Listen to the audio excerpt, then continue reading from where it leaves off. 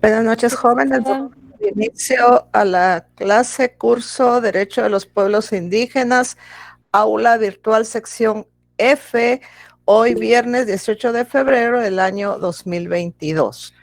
Antes de iniciar con el contenido de la clase, voy a dar una información referente a su primer examen parcial. Su primer examen parcial de Derecho de los Pueblos Indígenas está calendarizado para el 23 de febrero, jóvenes, en el horario publicado en la cartelera. El 25 de febrero, que es día viernes, no tenemos clase porque ese día tienen examen parcial de lógica jurídica. Sin embargo, el 2 de marzo sí hay clase, aunque ustedes tengan examen el día 3 de marzo. Se recordarán que a inicios de clase les indiqué que yo no suspendo clases entre exámenes, entonces para que lo tomen en cuenta, no suspendemos clases. Entonces, aunque tengan examen el 3 de marzo, yo voy a impartir contenido el 2 de marzo. También recordarles, jóvenes, que quien entregue tarde el examen en la hora fijada en la plataforma, porque su link del examen va a ser ubicado en la plataforma correspondiente a esta aula virtual. No va a estar publicado en la cartelera como en otras ocasiones, para que lo tengan presente. Yo lo voy a publicar el día del examen, específicamente aquí en el tablón de Classroom.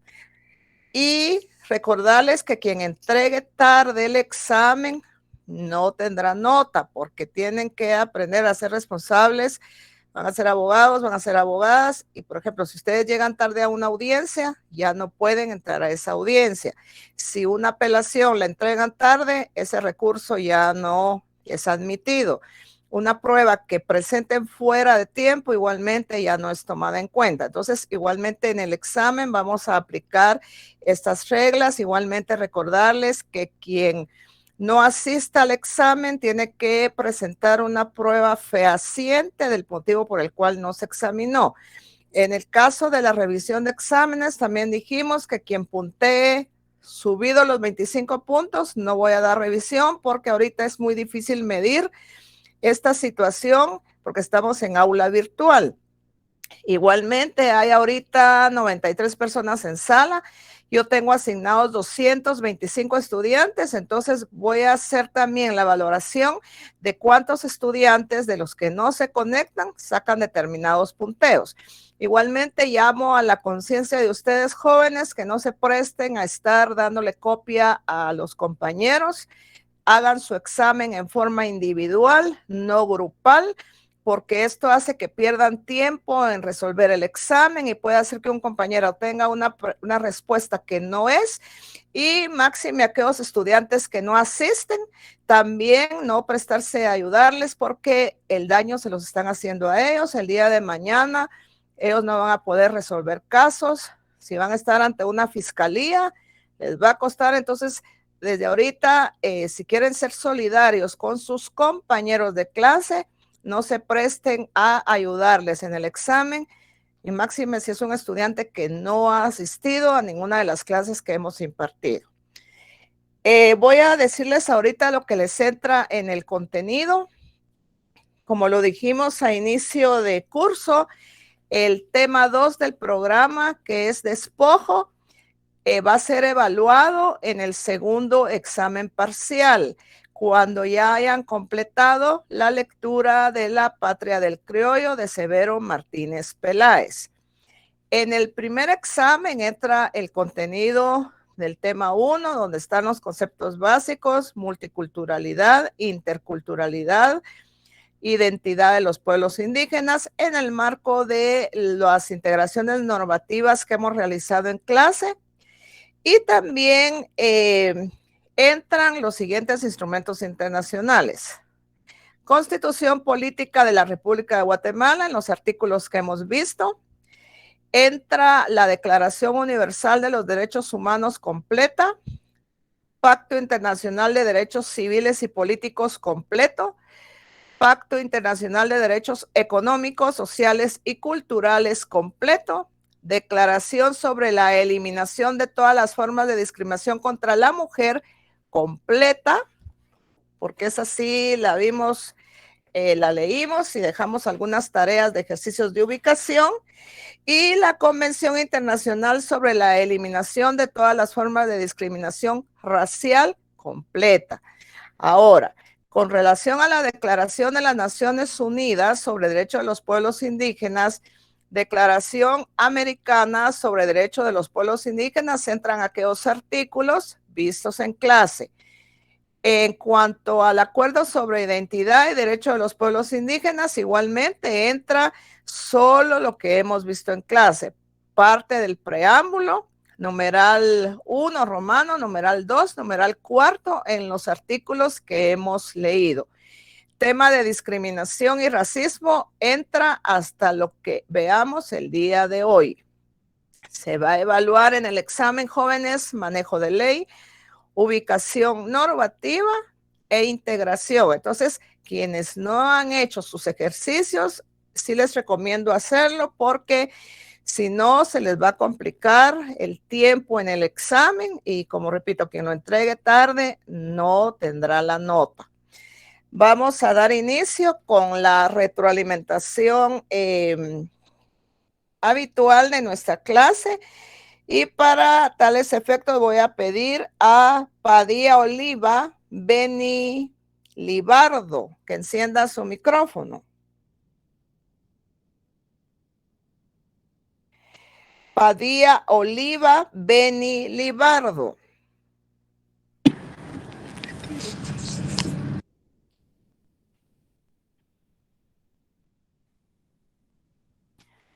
Padilla Oliva Beni Libardo. Muy bien, en lo que es a esta persona, vamos a estarle revisando muy bien su examen para evaluar punteo.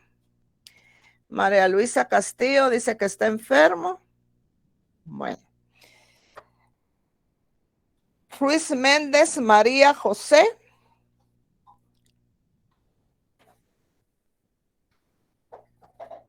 Ruiz Méndez María José.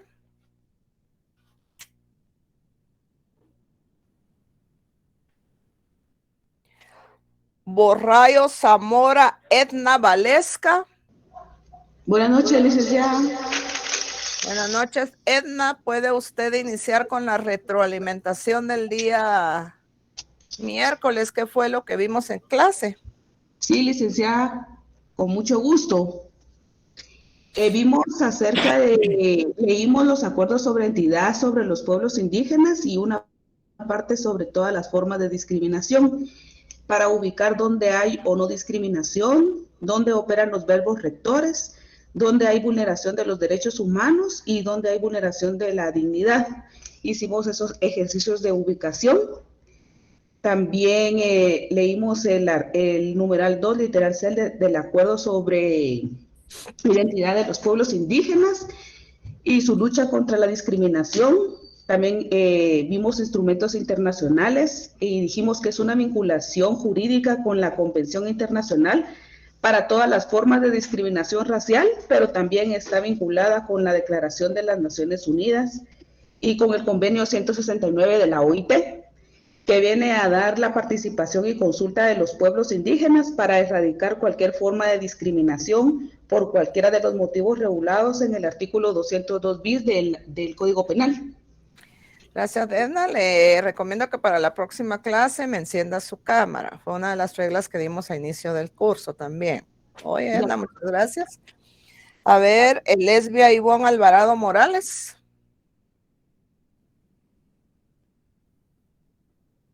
Sí, licenciada, buenas noches. Buenas noches, Lesbia, enciende su cámara. Muy bien.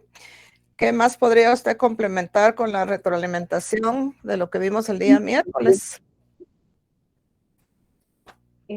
Bueno, vimos varios verbos, licenciada, en la ley que citamos, que estaban los verbos de restricción, de circunscribir, reducir, Em,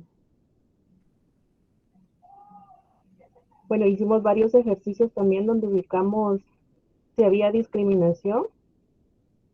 Em,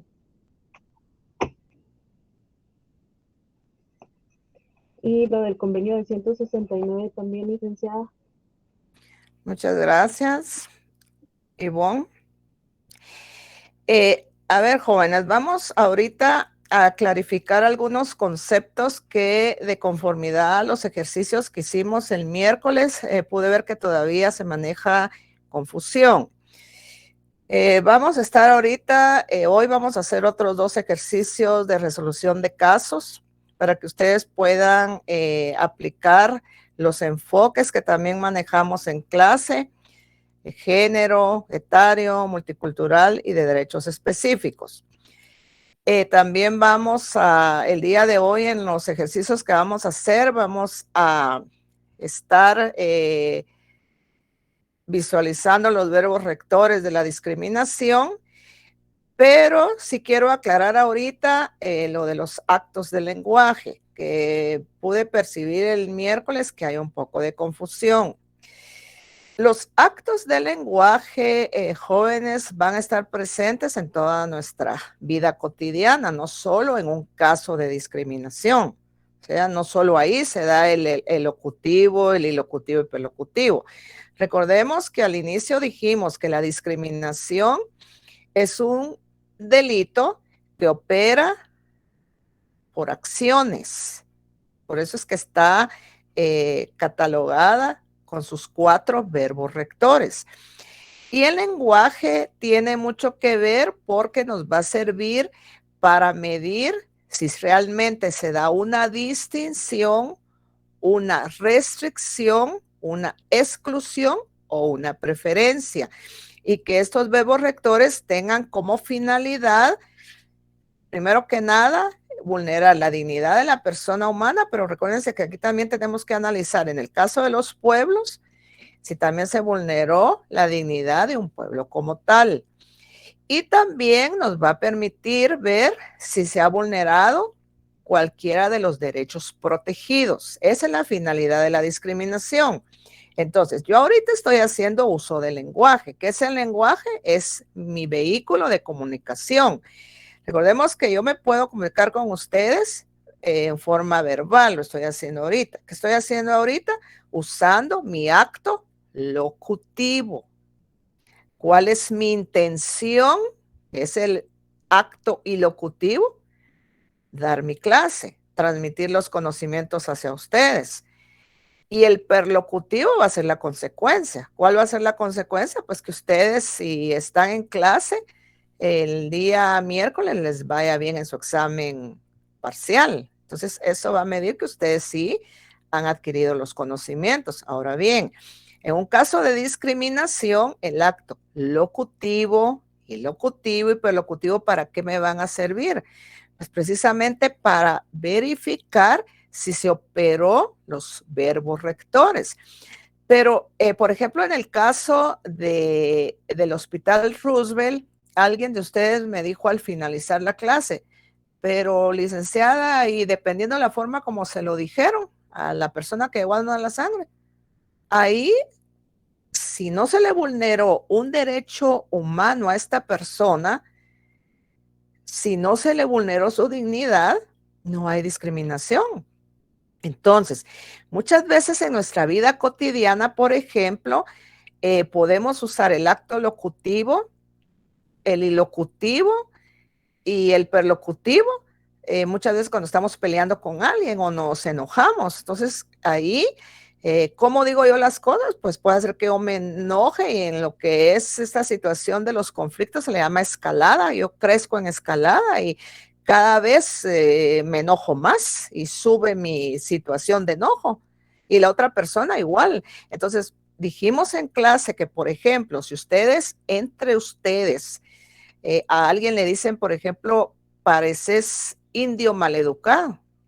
Puede ser que entre ustedes como compañeros se lo dijeron a otra persona no se sintió ofendida, simplemente le dijo, ay, no, que no es correcto esa expresión, jóvenes, no es correcto, ¿verdad?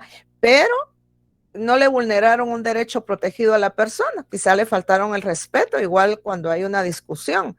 Ahí hacemos uso de los actos del lenguaje, pero si esos actos del lenguaje a mí me van a denotar que yo sí sé una distinción por cualquiera de los motivos del 202 bis y de lo que establece el principio general de no discriminación, y si esa distinción ha servido para restringir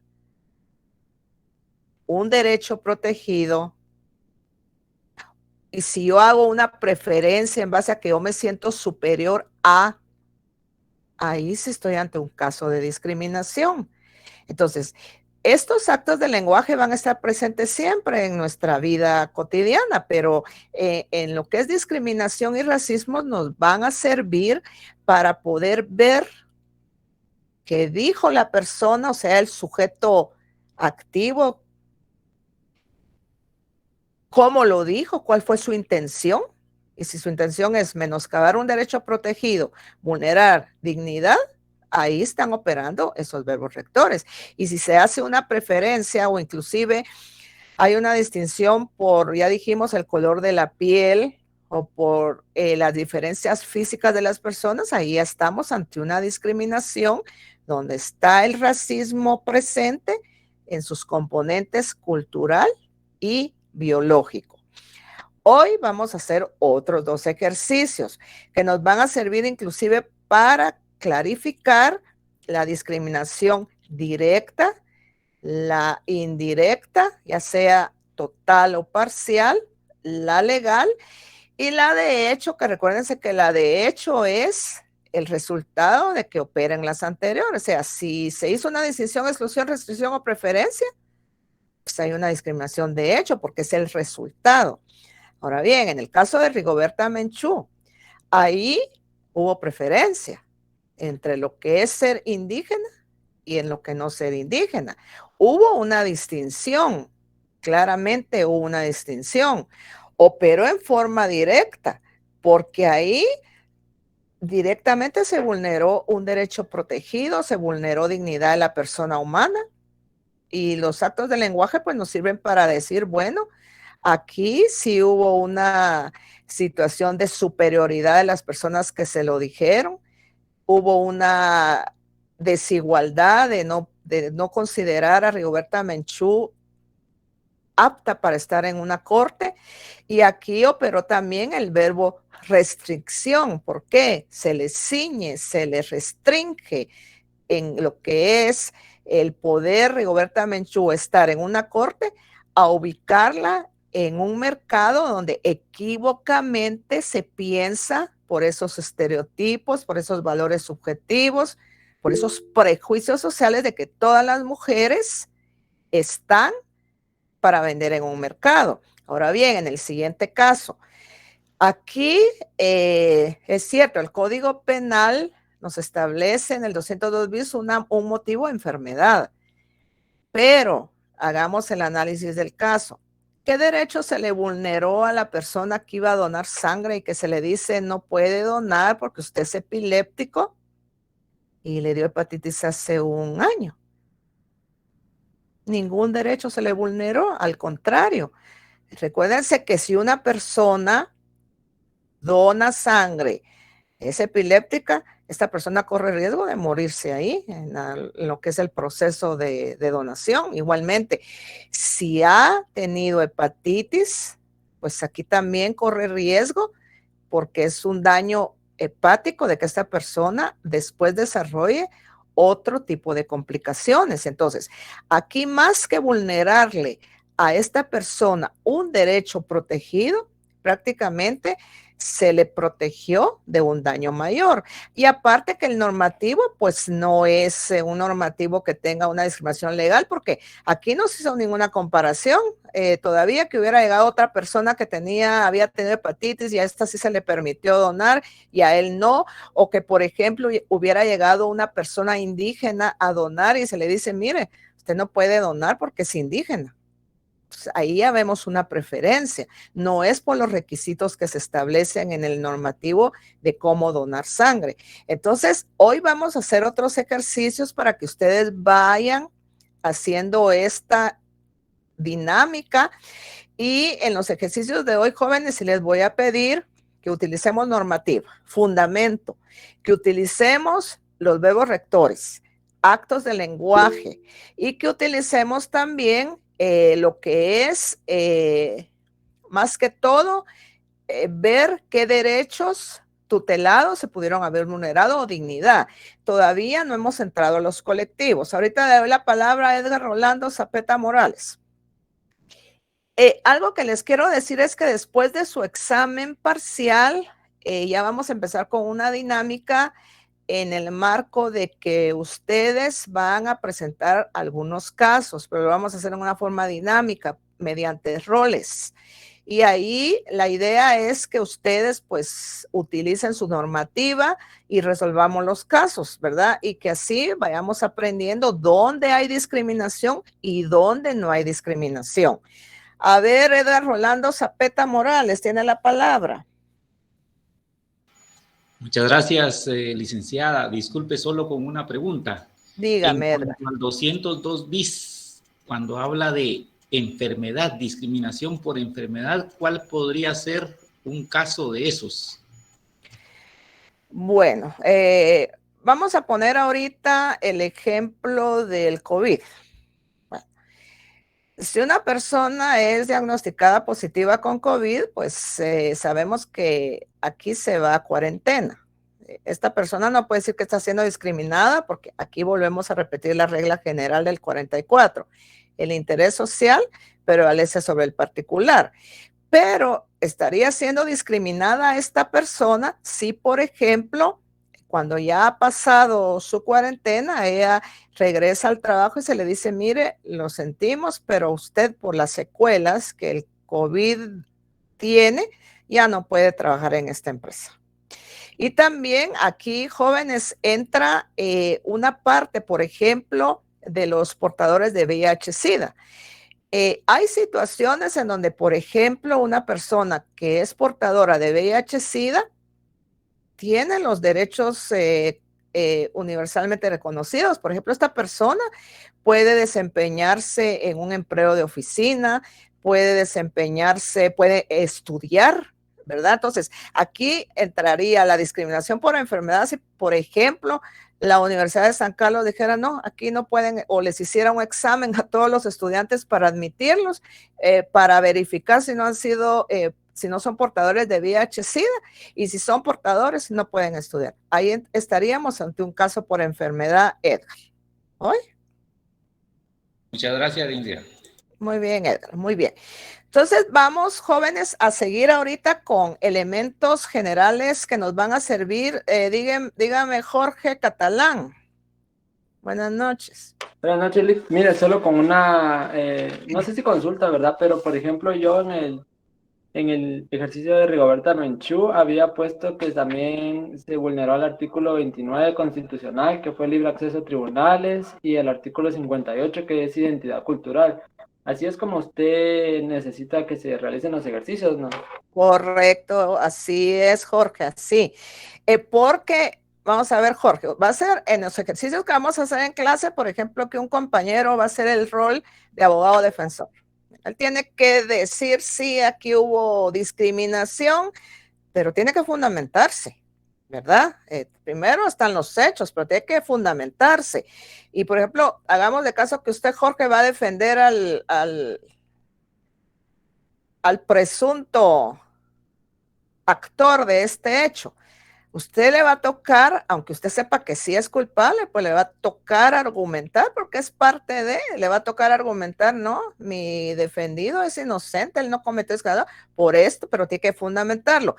Y algo también, jóvenes, que vamos a ver en clase después de su examen es que vamos a ver la estructura general de los dictámenes periciales. Más que todo vamos a ver el peritaje género, y vamos a ver el peritaje cultural. Estos peritajes nos van a servir para poder, que son pruebas admitidas en un caso de discriminación, nos van a servir para poder verificar todavía más si hubo o no un caso. Y a uno de ustedes les va a tocar en determinado momento hacer de perito. Ahora bien, en el caso, por ejemplo, de la persona que llegó a donar sangre, vamos que Jorge Catalán es el que lo está defendiendo y él quiere demostrar, sí, a mi cliente sí lo discriminaron en el Roosevelt, ahí el normativo tiene una discriminación legal.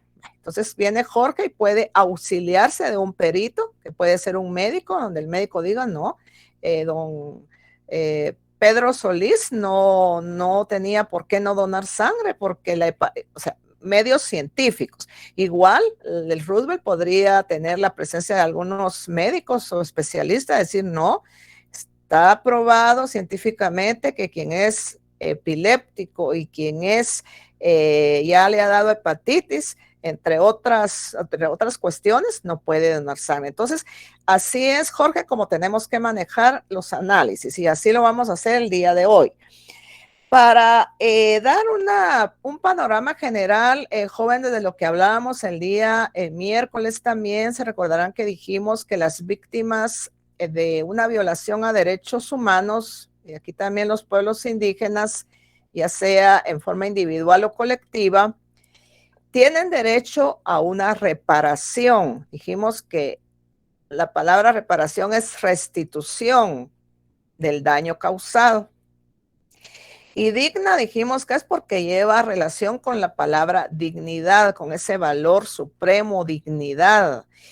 Se espera que esta reparación digna sea una reparación transformadora, es decir, que transforme la violación en un nuevo proyecto de vida para la víctima. Dijimos que no puede ser ni puede llevar como objetivo un enriquecimiento ilícito y debe de ser en proporción al daño causado. Aquí mencionamos como un artículo que no vamos a entrar a detalle porque ustedes ya van a llevar su curso de Derecho Procesal Penal, solo estamos haciendo mención de los fundamentos, el artículo 124 del Código Procesal Penal. Pero hoy vamos a leer algunos de los que el Código Penal contempla como reparación digna, para que veamos las modalidades de reparación y lo que en determinado momento esa reparación puede abarcar. ¿Tienen su Código Penal a la mano? Que podamos apoyarnos en la lectura. Y vamos a leer en este momento el artículo 119, 120 y 121. ¿Quién lo quiere leer? Yo lo leo, licenciada.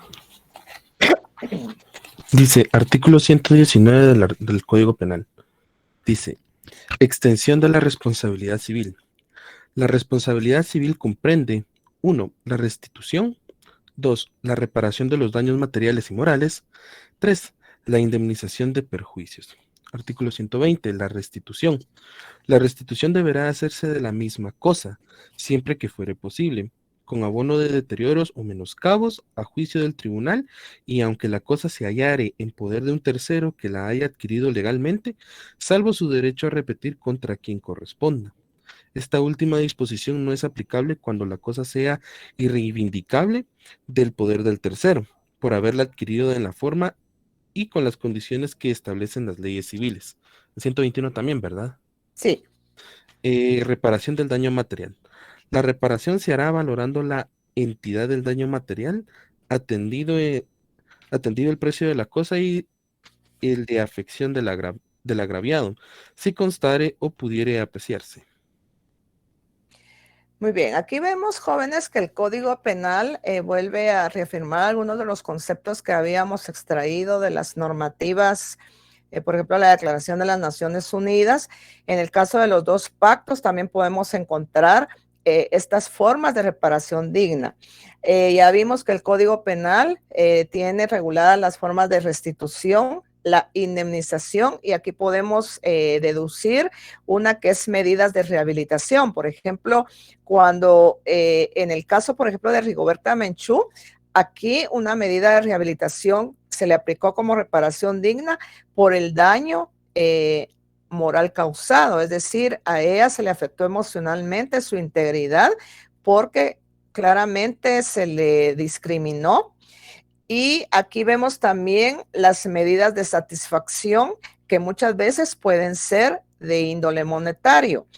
En el caso de los perjuicios morales o daños inmateriales causados a la persona, vemos aquí resumidos en el Código Penal la lesión causada, qué deterioro pudo haberse causado a la persona, ya sea en su integridad física, pero también en sus bienes, los gastos de asistencia jurídica y médica en que la víctima haya incurrido. Aquí encontramos también, por ejemplo, si la víctima no acude a lo que es una oficina de asistencia gratuita y se auxilia de un abogado, pues también entra en la reparación digna los costos que emanan de ese auxilio profesional.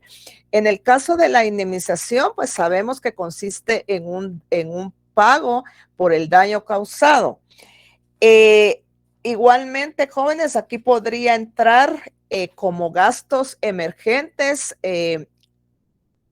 por ejemplo, que la víctima por esa discriminación, si se lo dicen en el empleo, tenga que abandonar el empleo. Y aquí se ve afectada la situación económica, el proyecto de vida de esta persona. Si esta persona estudia, supóngale que es en la universidad donde le es víctima de esta discriminación, se le afecta su proyecto de vida y esta persona puede hacer que abandone el estudio a consecuencia de esta discriminación. Entonces, vemos que el Código Penal nos da algunas formas de reparación digna y, como repito, esto tiene que ser valorado en base al daño causado. Lo que persigue la reparación digna, jóvenes, es transformar el proyecto de vida de la persona y que el derecho violentado pues vuelva al estado en que se encontraba antes que la violación hubiese ocurrido. Hay casos en donde pues esto no se va a lograr, ¿verdad? Poníamos el caso de la violación. Fíjense que antes nuestro Código Penal tenía algunos artículos que catalogaba como reparación digna, pero fueron derogados porque se denotaba que había más violación a derechos humanos. Por ejemplo, había un artículo que regulaba, fíjense bien, como reparación digna. Y esta reparación la evaluaba el código en el marco de valor subjetivo de honestidad. Esos valores que están adjudicados a las mujeres, mujer honesta, mujer deshonesta. Y en las comunidades se da mucho esto todavía. Por ejemplo, si una adolescente resulta embarazada, ¿qué creen ustedes que hacen los padres? Casarla, aunque sea menor de edad. Y se dice, es que ya la honró. Imagínense, ya la honró. Ya la honró porque se casó con ella. Entonces, el código antes tenía una modalidad como de reparación que no era reparación digna, porque, por ejemplo, en los delitos de violación existía una forma de cómo se le perdonaba al sujeto activo la acción de violación si se casaba con la víctima. Entonces, analicemos, ¿realmente sería una reparación digna esa si se casa con el violador la niña siendo menor de edad? Puede hacer que a futuro sufra peores situaciones. Entonces, esto se derogó del ordenamiento penal. Entonces, para poder valorar la reparación digna, hay que analizar si realmente se va a restituir el daño causado, que es lo que persigue la reparación, un nuevo proyecto de vida y que sea transformadora, que el daño que ocurrió y que le deterioró no solo ese proyecto de vida a la persona, sino le violentó su dignidad, le violentó sus derechos humanos, vuelva en mínima parte al la situación en que se encontraba. Entonces, la reparación digna, la vimos en clase, no la tenemos en el programa, pero es una de las garantías y derechos a los que el Estado de Guatemala se ha comprometido. En el marco del conflicto armado interno surge una forma de reparación digna que es llamada garantías de no repetición. Y esas garantías lo que persiguen es que los hechos suscitados en el marco del conflicto armado ya no vuelvan a repetirse. Pero recordemos que hay todavía situaciones en donde hay violaciones a derechos humanos. Entonces, decíamos en el curso que la paz no la hemos alcanzado a plenitud porque claramente no todas las personas gozan de esa plenitud al respeto de sus derechos humanos. A ver, María José, dígame. Licenciada, disculpe, solo con una molestia.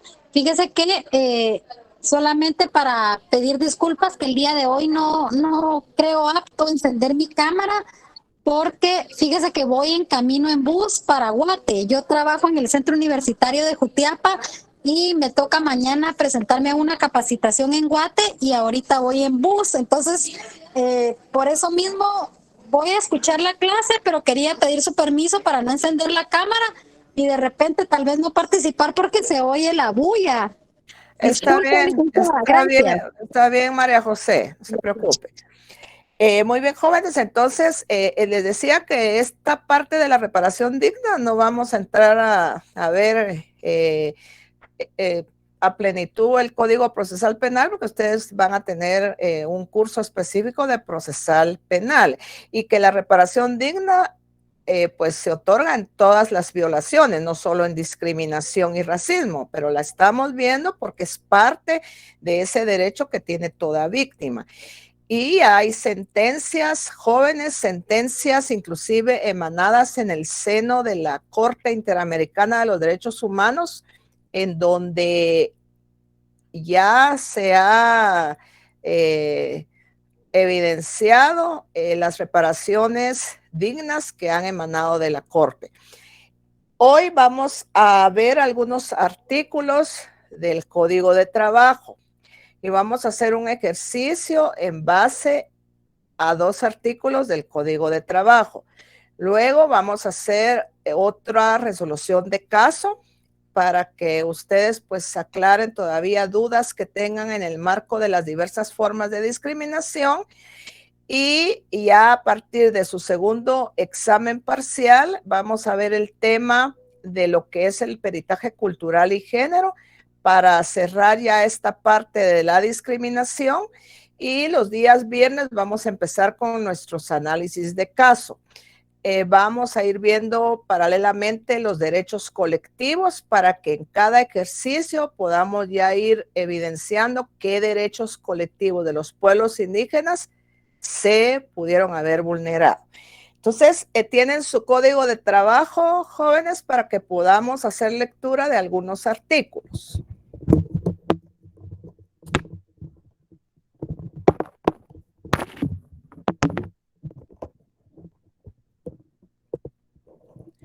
Muy bien. Vamos a leer en este momento el artículo 14 bis y el 151, literal A y literal B. ¿Quién lo quiere leer? ¿Qué código es, licenciada? Disculpe. Código de trabajo. Artículo 14 dijo, ¿verdad? 14 bis. 14 bis. Dice Artículo el artículo 14. 14 bis, ¿quién va a leer? Lo leo yo, Lick. Dice. Artículo 14. Dale, César, no te hagas mal. Ok, artículo 14 bis. Se prohíbe la discriminación por motivo de raza, religión, credos políticos y situación económica en los establecimientos de asistencia social, educación, cultural, diversión o comercio que funcionen para el uso o beneficio de trabajadores en las empresas o sitios de trabajo de propiedad particular, o en los que el Estado cree para los trabajadores en general. El acceso que los trabajadores puedan tener a los establecimientos a que se refiere este artículo no puede condicionarse al monto de su salario ni a la importación de los cargos que desempeñe. Bueno, gracias, César. ¿Qué vimos aquí, jóvenes, que está regulado en este artículo? Código de trabajo tampoco lo vamos a entrar a analizar todo porque ustedes llevan un curso de derecho laboral, pero sí les aclaro que los artículos que estamos leyendo los vamos a analizar con los enfoques aprendidos: enfoque de género, enfoque etario, enfoque multicultural y de derechos específicos, recordando que en derechos específicos entran las mujeres, niños, niñas y adolescentes, migrantes, pueblos indígenas, entre otros. Entonces, aquí claramente vemos el principio general de no discriminación que debe prevalecer y el código lo tiene contemplado. Entonces, algo muy importante que quiero que denoten es el código tiene este principio, pero vamos a ver qué sucede con un artículo que vamos a leer más adelante, y entonces sí quiero que este artículo también lo utilicen para los diversos análisis que vamos a estar haciendo en clase. Leamos el artículo 151 literal A y literal B del Código de Trabajo. ¿Quién lo quiere leer? Artículo 151. Se prohíbe a los patronos a anunciar por cualquier medio sus ofertas de empleo, especificando como requisito para llenar las plazas el sexo, raza, etnia y estado civil de la persona, excepto que por la naturaleza propia del empleo, éste requiera de una persona con determinadas características. En este caso, el patrono deberá solicitar autorización ante la Inspección General de Trabajo y la Oficina Nacional de la Mujer. B. Hacer diferencia entre mujeres solteras y casadas y o con responsabilidades familiares para los efectos del trabajo. Muy bien.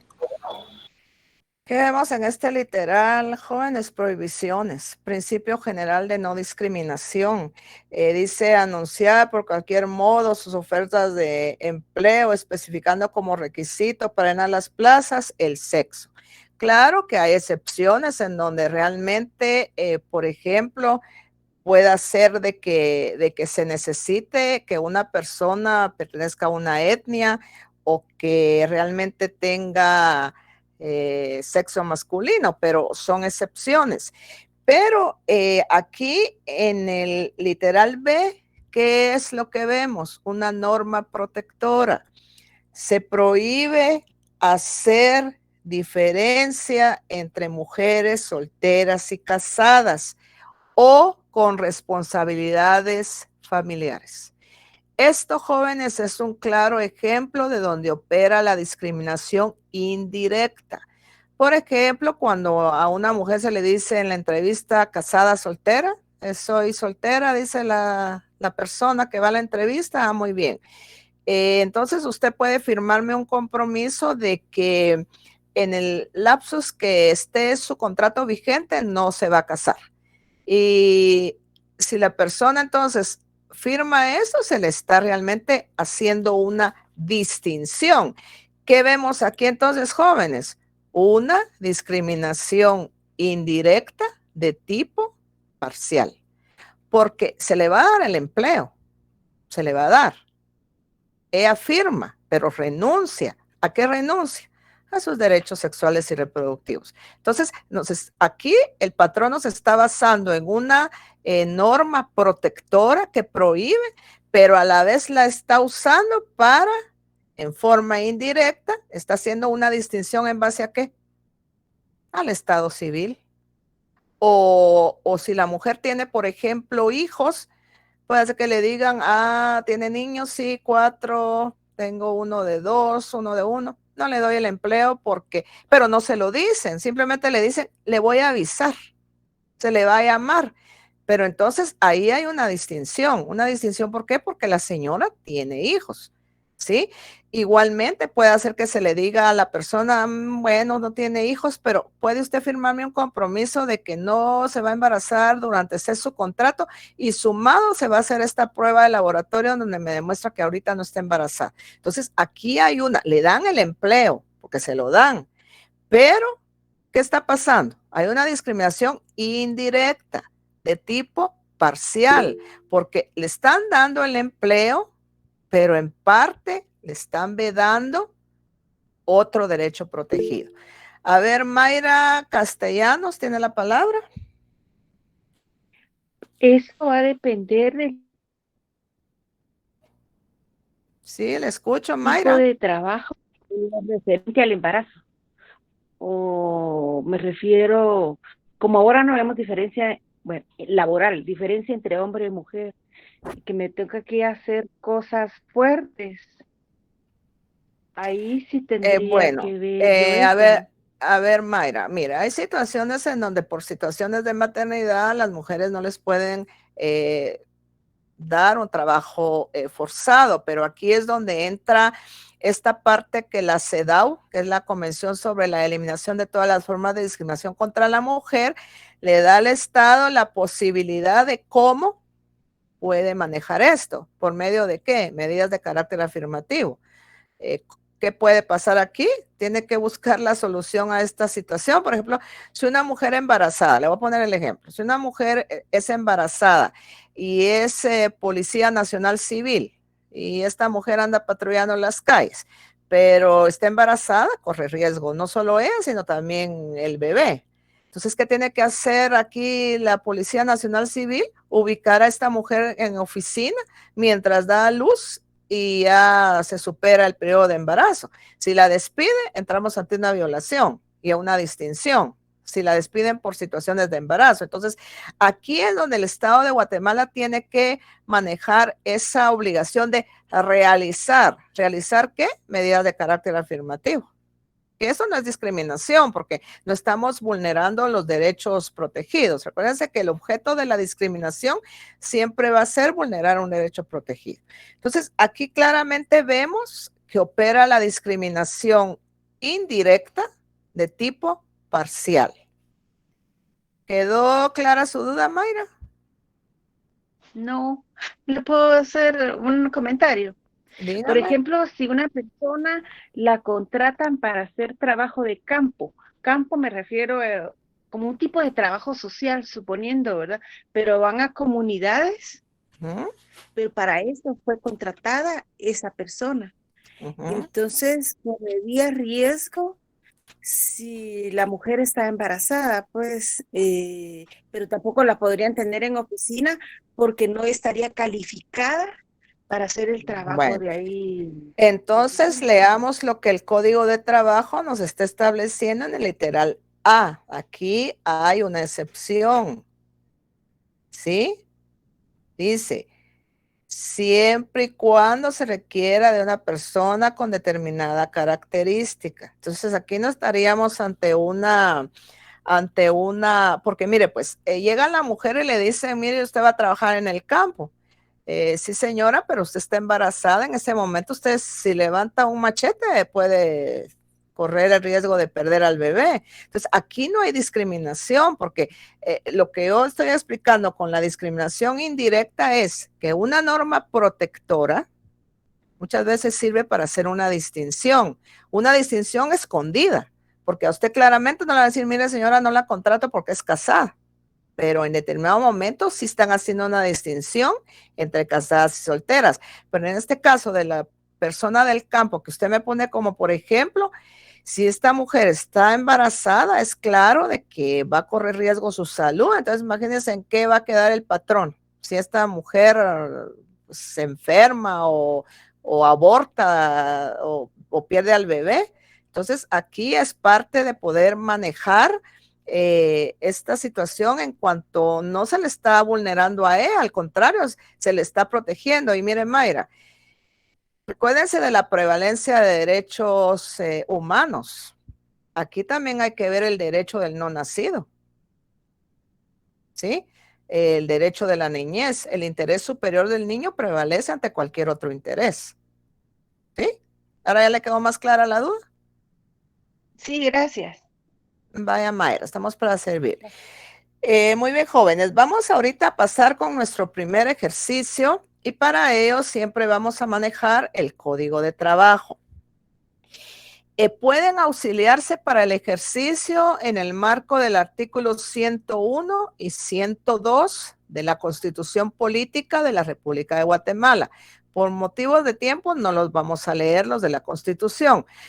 Quiero que enfaticen en el 102 lo que la Constitución Política regula en el marco de las jornadas de trabajo, lo que regula en el marco de las vacaciones, días de asueto, etcétera, entre otras garantías. ¿Sí?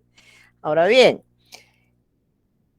vamos a utilizar ahorita un artículo que está regulado en el Código de Trabajo. ¿Qué tienen que hacer? Vamos a leer estos dos artículos y luego ustedes van a analizar si consideran que este artículo contiene o denota alguna distinción. Entonces, vamos a leer en este momento el artículo 161 del Código de Trabajo. ¿Quién lo quiere leer? Yo lo leo, Lick. Muy bien. Dicen, artículo 161. Trabajadores domésticos son los que se dedican en forma habitual y continua a labores de aseos, asistencia y demás propias de un hogar o de otro sitio de residencia o habitación particular que no imponen lucro o negocio para el patrono. A ver, explico este artículo para el análisis. Trabajador doméstico, jóvenes, no es la persona que trabaja en una cafetería, en un restaurante, en un hotel y que limpia las habitaciones o que limpia las mesas. No, este no es un trabajador doméstico porque el patrono sí importa lucro, genera una ganancia. Y estas personas claramente tienen que tener todas las prestaciones de ley, tienen que tener X si pasan de tres los trabajadores, entre otras cosas. Van a ser trabajadores domésticos aquellas personas que trabajan en una casa particular, desempeñando cualquiera de estas funciones, para que nos quede claro. Ahora bien, leamos el artículo 164 únicamente en su primer párrafo. El trabajo doméstico no está sujeto a horario ni a las limitaciones de la jornada de trabajo y tampoco le son aplicables los artículos 126 y 127. Vuélvalo a leer. Sí, artículo 164. El trabajo doméstico no está sujeto a horario ni a las limitaciones de la jornada de trabajo y tampoco le son aplicables los artículos 126 y 127. Muy bien. Inicia el ejercicio en este momento. Quiero que me digan qué piensan de esta norma, artículo 164. ¿Tendrá alguna distinción o está bien? ¿O no consideran ustedes que hay una... Si digo distinción, estoy diciendo el primer verbo rector de la discriminación. ¿Y cómo se le puede llamar a esta discriminación? Discriminación legal. Entonces me dicen si consideran que en esta norma hay discriminación de tipo legal. Pueden inclusive apoyarse y leer a lo que se regula en el 126 y 127 que refiere el mismo 164 y como les dije, el 101 y 102 de la Constitución Política de la República de Guatemala. ¿Quién quiere empezar con la plenaria? A ver, en el momento me ponen ahí, levantan su mano y vamos en el orden. Entonces tienen... A ver, Mirna Dulce va de primero, pero vamos a esperar que terminen los compañeros. Entonces, tenemos 2 minutos.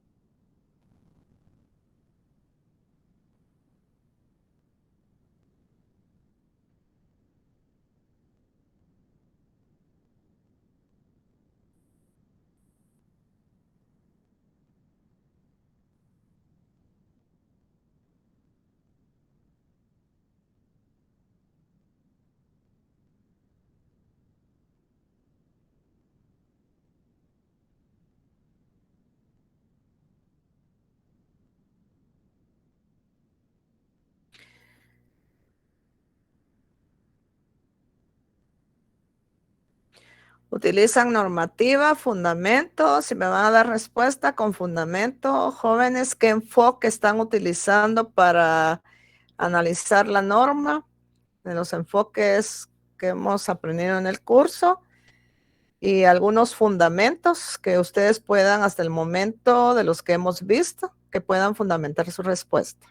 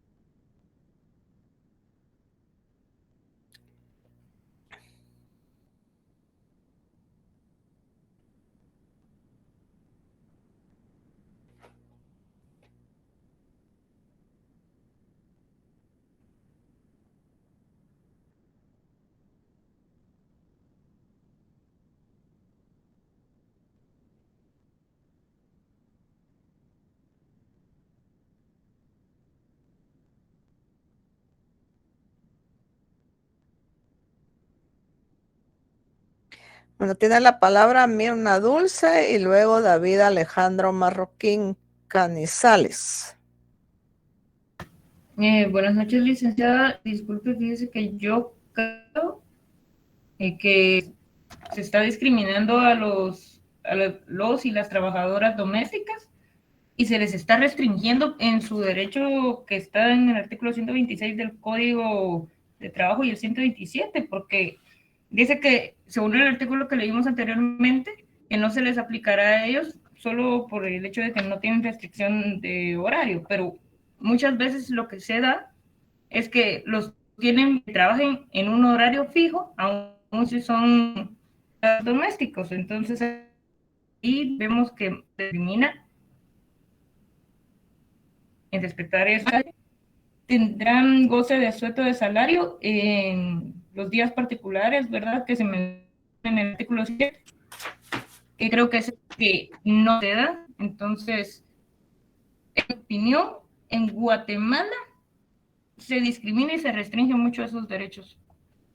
Y en ese mismo artículo que se leyó anteriormente, tenemos una forma de legalizar esa discriminación hacia el trabajador doméstico.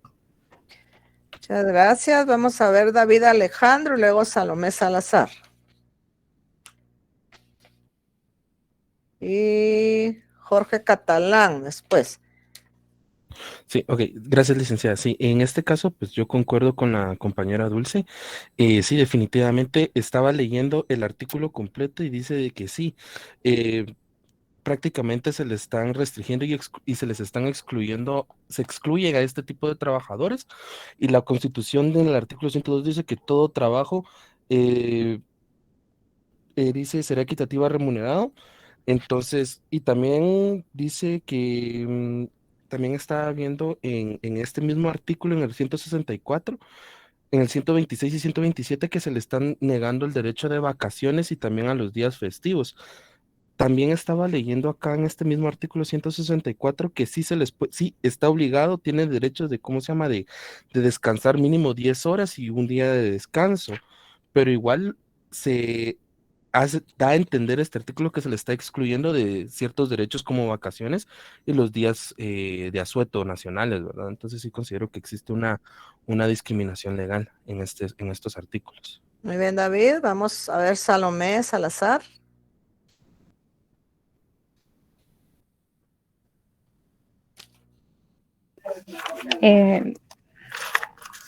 Yo veo aquí en el Pacto Internacional de Derechos Económicos, Sociales y Culturales, el artículo 7, el derecho a condiciones equitativas de trabajo.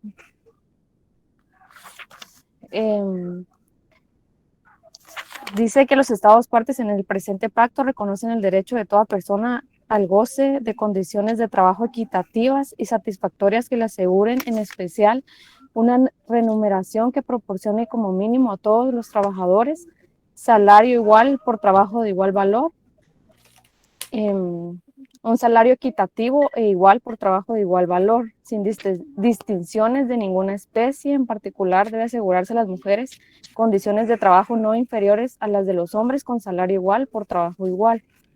Y también el artículo 1 de los derechos humanos, donde dice que todos los seres humanos nacen libres e iguales en dignidad y en derechos. Entonces, yo creo que según estos artículos, todas las personas deben de gozar de los mismos derechos sin ninguna distinción. Y en la Constitución también podemos ver las garantías mínimas y los derechos irrenunciables. Entonces, creo que sí hay una violación a sus derechos. Muy bien, Salomé. A ver, Jorge Catalán, y hacemos el análisis final del caso para pasar al segundo. A ver, Jorge Catalán. Yo creo que hay una discriminación de tipo legal, ya que yo encuentro que existen los verbos de distinción y exclusión. También en la Constitución, en el artículo 112, inciso G, en una de sus partes dice que la ley determinará situaciones de excepción muy calificadas en las que no son aplicables las disposiciones relativas a las jornadas de trabajo, como que da esa brecha a que no obligatoriamente todos los trabajos se van a encajar en ciertas jornadas de trabajo, sino que da el mismo espacio para que se incluyan artículos como el que estamos analizando ahorita en el Código de Trabajo. Únicamente. Muy bien, Jorge. Gracias. Bueno, a ver, jóvenes. El artículo 164, fíjense bien que limita ciertos derechos. Por ejemplo, que no están sujetos a horario. No están sujetos a horario. ¿Cuánto creen ustedes que trabaja una persona trabajadora de casa particular? 8 horas, 10 horas, ¿cuánto creen? Lo sobreexplotan, licenciada. Hay gente Más que de es 12 inconsciente. horas. Más de 12 horas, imagínense, se puede levantar a las 5 de la mañana esta persona, se levanta a las 5, a las 10 de la noche y esta persona sigue en las funciones. Y recordemos que aquí el código también hay un artículo donde se establece que se tendrá por trabajo efectivo todo aquel tiempo en que el trabajador permanezca bajo las órdenes del patrón. Bueno, y veamos, aquí dice, no están sujetas a las limitaciones de la jornada de trabajo. Bueno, este artículo, jóvenes, analicémoslo con lo que establece el 102 de la Constitución Política de la República de Guatemala. La Constitución Política establece un límite de jornadas y en esa excepción que Jorge menciona son aquellos trabajos excepcionalmente, fíjense bien, excepcionalmente calificados en donde no se pueda establecer, pero aquí hay que interpretar que excepcionalmente no puede ser aumento de jornadas. Ahorita Guatemala acaba de aprobar un convenio de trabajo parcial. Entonces, también estamos ahorita ante la presencia de un teletrabajo. Por la pandemia, la mayoría de instituciones está trabajando por medio virtual. Entonces, aquí es donde excepcionalmente se pueden modificar las jornadas, pero no para vulnerar derechos protegidos. Ahora bien, este artículo, fíjense que fue atacado de una acción de inconstitucionalidad. Recordemos que la inconstitucionalidad es un mecanismo de defensa de los derechos humanos, en donde si una norma ordinaria se contrapone a lo que establece la Constitución política, pues quiere decir que es contraria a lo que la Constitución establece. Y recuérdense lo que el 44 regula. Serán nulas ipso iure. De pleno derecho, quiere decir ese ipso iure, todas aquellas normas que tergiversen, restrinjan o menoscaben o limiten lo que la Constitución garantiza. Y no digamos lo que garantizan los tratados y convenios internacionales que ya en el 46 está claramente establecido que tienen preeminencia, tal y como lo leyó Salomé con el Pacto Internacional de Derechos Económicos, Sociales y Culturales. Esta acción de inconstitucionalidad fue suspendida por la Corte. Y, por ejemplo, fíjense que aquí lo que hay que analizar es, hay una discriminación legal, pero aquí el problema es que esta discriminación legal se pueda convertir a futuro en una discriminación directa y que nos dé como resultado la de hecho. Porque en la práctica, fíjense que la mayoría de personas que trabajan en una casa particular no trabajan menos de 8 horas. No tienen solo un jefe. ¿Cuántos creen ustedes que tiene la persona? Todos los que viven en la casa, prácticamente. Todos los que viven en la casa. ¿Qué le toca hacer a esta persona? Cocinar, limpiar, muchas veces cuidar a los pequeños que hay ahí. Y si son mujeres que emigran de las comunidades, todavía están sujetas a que si no hablan el idioma, no entienden las órdenes, pues estar sujetas a maltratos. Entonces, este artículo, jóvenes, había sido parte de una acción de inconstitucionalidad, pero la Corte suspendió. Les voy a dar el número de expediente porque sería muy enriquecedor para ustedes que puedan analizar el expediente, lo puedan leer, qué fue lo que la Corte argumenta. Claro está que, por ejemplo, en un caso concreto, ¿por qué estamos haciendo este ejercicio?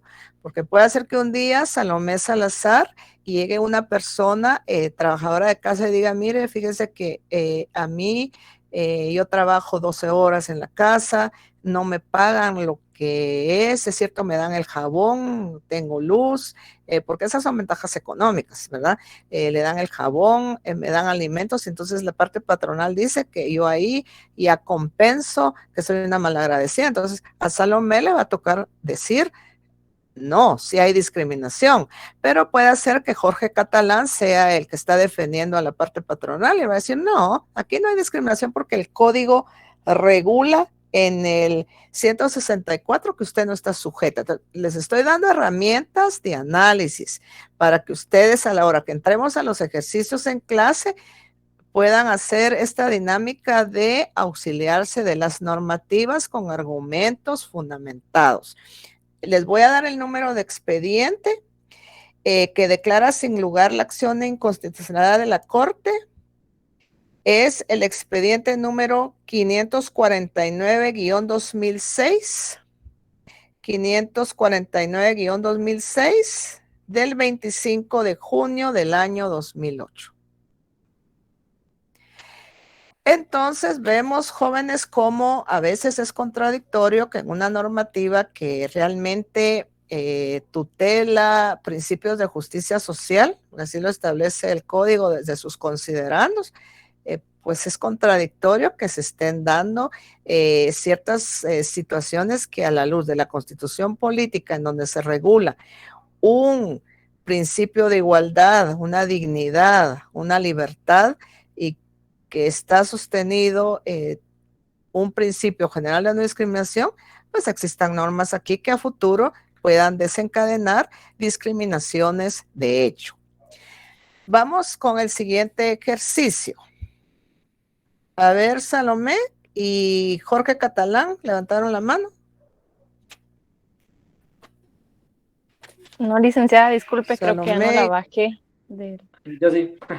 Lick, disculpe, solo también en esto de los trabajos domésticos, cuando a una persona que viene de una comunidad y porta traje y a ella le piden que porte un uniforme, ¿también hay discriminación o ya es totalmente diferente? A ver, ahí Jorge, no hemos entrado al derecho colectivo de uso de traje, pero pongamos, si a la persona le dan el empleo y no se le dice, mire, usted por ser indígena no va a entrar a mi casa, pero se le explica, mire, por las razones de que usted va a tener que estar en la cocina, por andar con el traje se puede caer, entonces le vamos a dar este uniforme para que lo use. Ahora bien, aquí sí se maneja una situación de asimilación forzada muchas veces, porque si a una mujer indígena se le obliga a renunciar a ese traje, primero que nada, hay vulneración a la identidad cultural de esta mujer. Y recordemos también el valor espiritual que tiene el traje para los indígenas, para los pueblos indígenas. El valor del traje es un valor espiritual, va relacionado con la cosmovisión. Entonces, aquí en Guatemala claramente pues vemos muchas veces cómo se le obliga o se le impone. Si hay imposición, tal vez no estaríamos ante una violación total de derechos, pero sí una vulneración a este respeto al derecho de traje que tienen las personas pertenecientes a un pueblo. ¿Sí? Sí, gracias. Muy bien, Jorge. Bueno, les voy a leer el siguiente caso. Aquí es un caso que necesito que analicen si ustedes consideran que hay discriminación, de qué clase, directa, indirecta, ya sea parcial o total. De hecho, pues tiene que haber, porque si hay, es el resultado. Que utilicen los enfoques, qué enfoques van a utilizar, que precisen si se dan los verbos rectores y fundamento normativo de lo que hemos visto hasta el momento. Muy bien. El caso está extraído de la siguiente forma. El 6 de enero del año 2012, Rosario de la Cruz Ortiz es delegada por el Ministerio de Cultura y Deportes a asistir a un diplomado.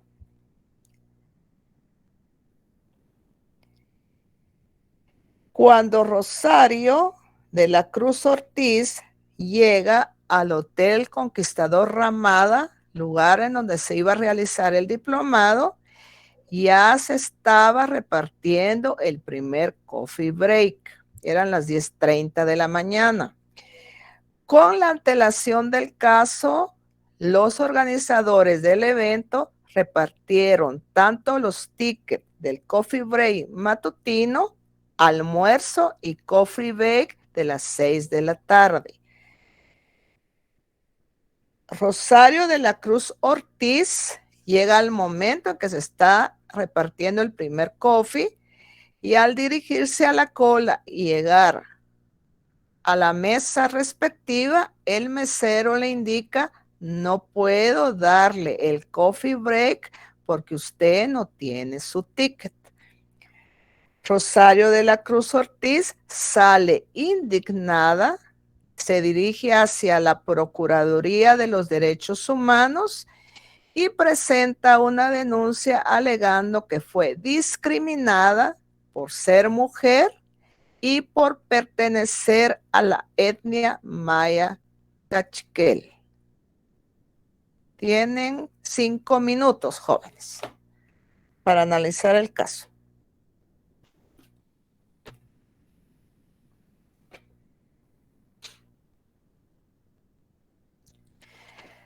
Vamos a hacer el ejercicio en dos formas. Primero van a dar su argumento 3 personas y luego vamos a tener una persona que defiende a Rosario y otra que va a defender al Conquistador Ramada. Vamos a ver qué argumentos me utilizan.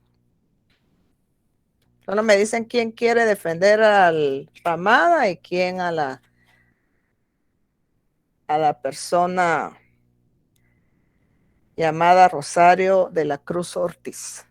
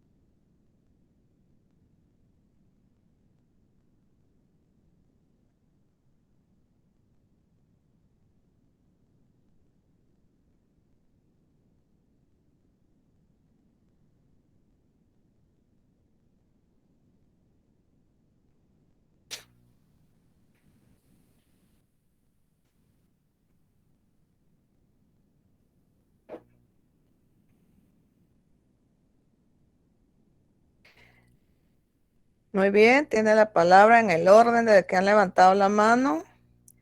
David Alejandro Marroquín, Salomé Salazar Moreno.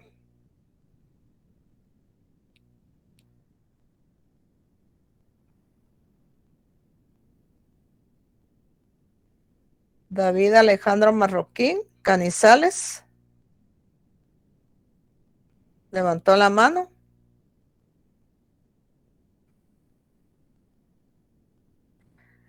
Salomé Salazar. Levantó la mano también. David Alejandro. Sí, Bueno, vamos a escucharla a usted y luego a David Alejandro, que creo que tenía apagado el audio. Sí, ya la escucho, licenciada, perdone. Se me Muy fue bien, un poquito. entonces vamos con David Alejandro y luego Salomé Salazar. Diga. Ok. Sí, licenciada, en este caso yo considero que en este caso que usted nos acaba de comentar no existe el delito de discriminación. Uno, porque como lo establece el artículo 202 bis del Código Penal, dice que para que exista discriminación debe de haber distinción, exclusión, restricción o preferencia. En este caso, al momento de que la señora se presentó a la cola y pidió uno de los coffee breaks, nunca se le dijo de que no podía recibir el coffee break por ser indígena o por pertenecer a otra rama, jamás fue eso, solo se le dijo, mire, usted no tiene un ticket, no le puedo dar.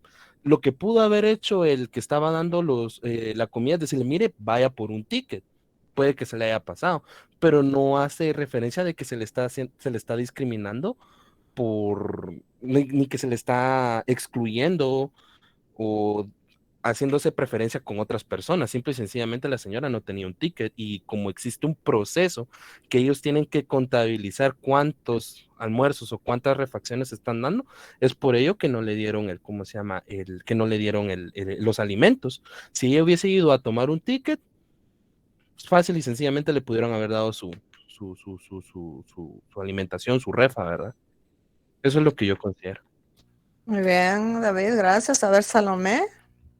Y luego Jorge Catalán. Licenciada, yo también apoyo lo que el compañero acaba de decir, porque no en ningún momento se vulneró ningún derecho protegido y tampoco estaban los 4 verbos rectores, que es distinción, exclusión, restricción y preferencia. Y en los actos del lenguaje, no en ningún momento la persona le habló a ella de un modo que fuera ofensivo o irrespetuoso. Simplemente le indicó que no podía darle el coffee break porque no tenía ticket. Muy bien, Salomé, gracias. A ver, Jorge Catalán va a defender a la señora y Edgar Rolando Zapeta, que levantó la mano. Usted va a defender al Ramada. Vamos a ver sus argumentos.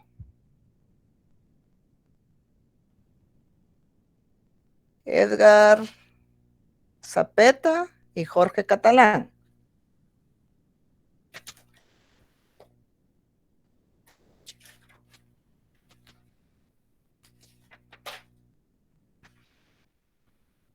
Edgar Rolando Zapeta y Jorge Catalán. Licenciada.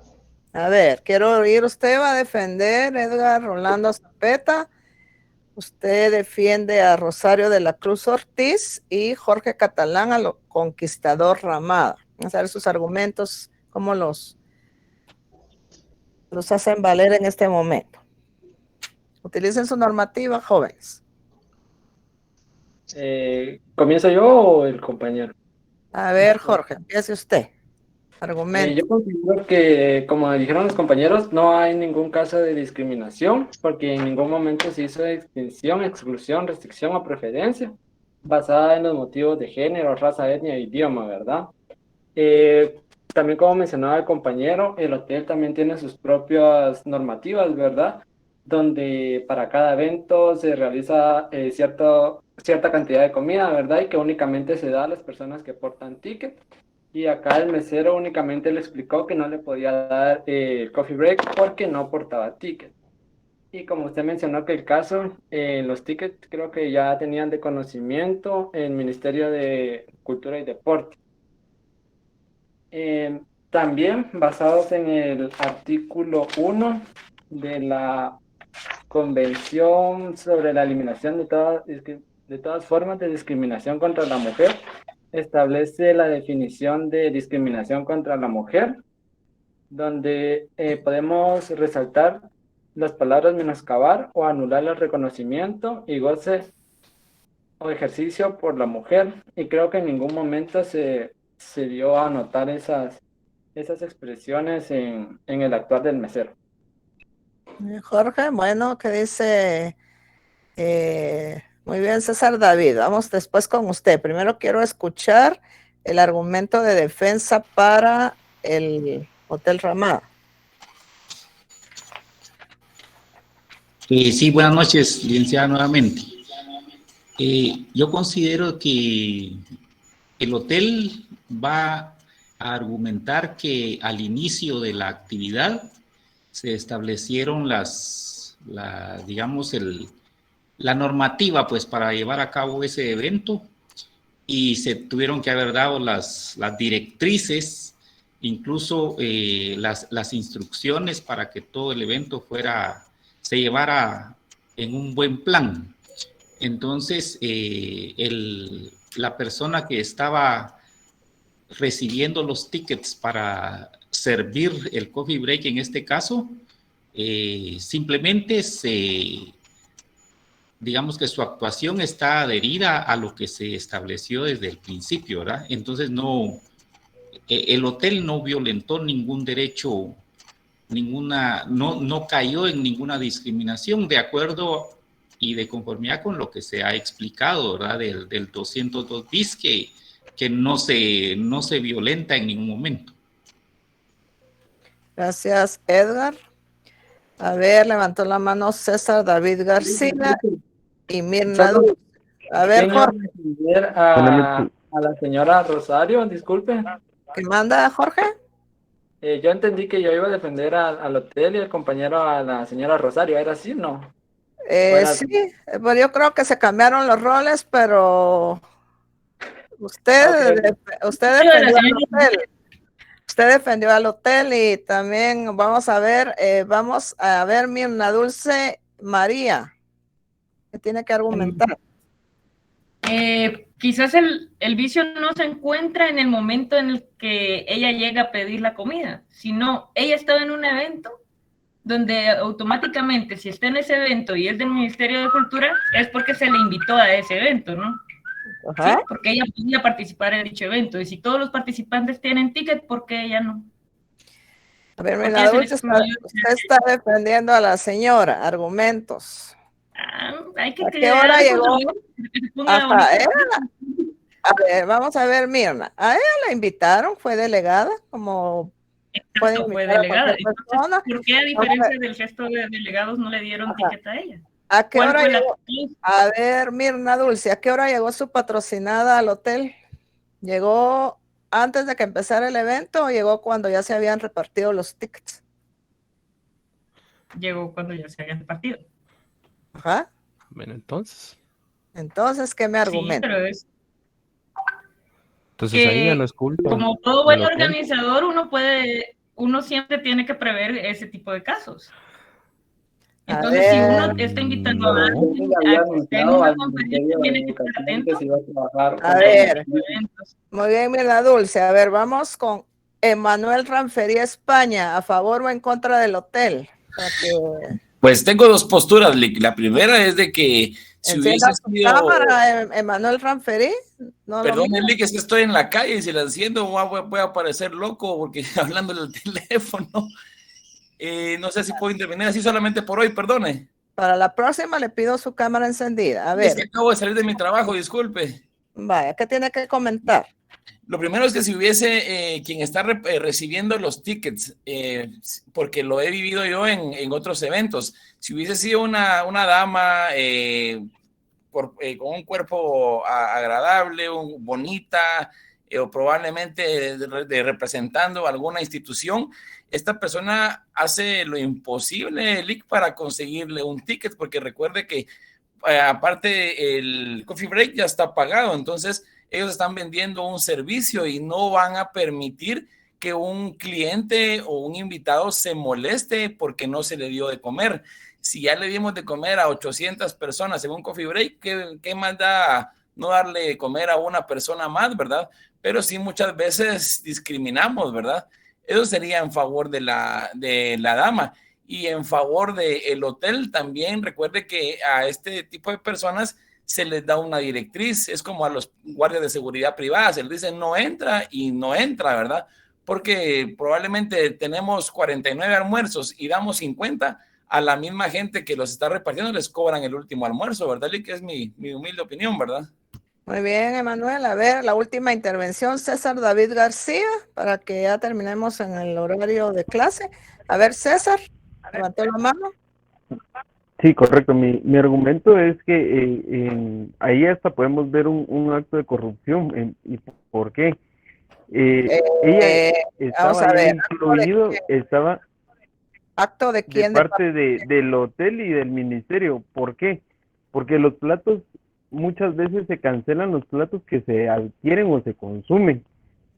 Con el fin de poder evitar un gasto extra o en este caso ella llegó tarde y no le dieron desde el ministerio su código para que pudiera adquirir los tiempos de comida.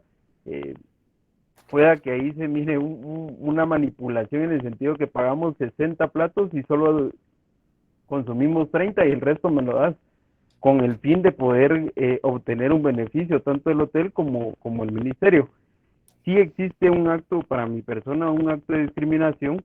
¿Por qué? Porque si ya estaba algo cancelado, ¿por qué no se lo entregaron? O sea, ella ya estaba dentro del listado, si no incluso ni siquiera lo hubieran dejado entrar al evento.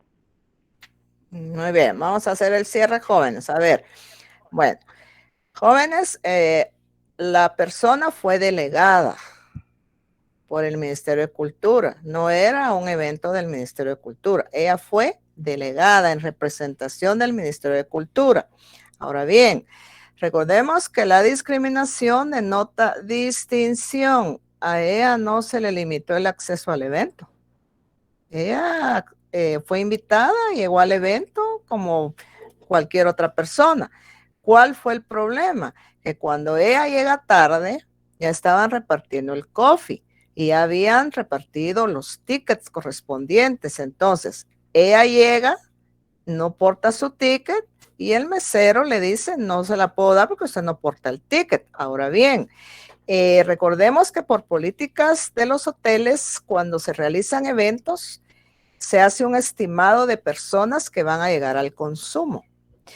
Si no llegan las personas estimadas al consumo, de todos modos se cobra los alimentos. Bueno, pero ¿qué pasa si se acaban los límites de las personas que llegan? Aquí Mayra dice, hay platos extras, pero estos platos extras son platos que se preparan emergentes, no en el momento. Es decir, yo digo, mire, me vino otra persona, prepáreme un plato, pero muchas veces este plato no es de igual naturaleza al que se está entregando en todo el evento. Entonces, en este caso, no hubo discriminación, no hay ninguna vulneración a derecho protegido, no hay distinción por el hecho de ser mujer, porque el mesero en ningún momento le dijo, mire, yo a usted no le doy refacción porque es mujer, o no le doy refacción porque usted pertenece a un pueblo indígena. Simple y sencillamente fue porque no portaba el ticket, pero recordemos que esta es una política general de los eventos en donde realmente para llevar un control, como muchos de ustedes lo dijeron, es que se requiere llevar ese orden en el marco de tickets para llevar este control y certeza de cuántas personas han consumido. Si no hay otra pregunta, jóvenes, nos vamos a quedar ahí con la clase. Son las 8 horas con las 20 horas con 30 minutos. Entonces, recordarles su conexión puntual para el día miércoles, examen primer parcial Les deseo un feliz fin de semana y éxitos en sus exámenes de la otra semana. Feliz noche, Lick. Feliz noche. Feliz noche, Lick. Feliz noche. Gracias, licenciada. Feliz noche. Feliz noche. Chao.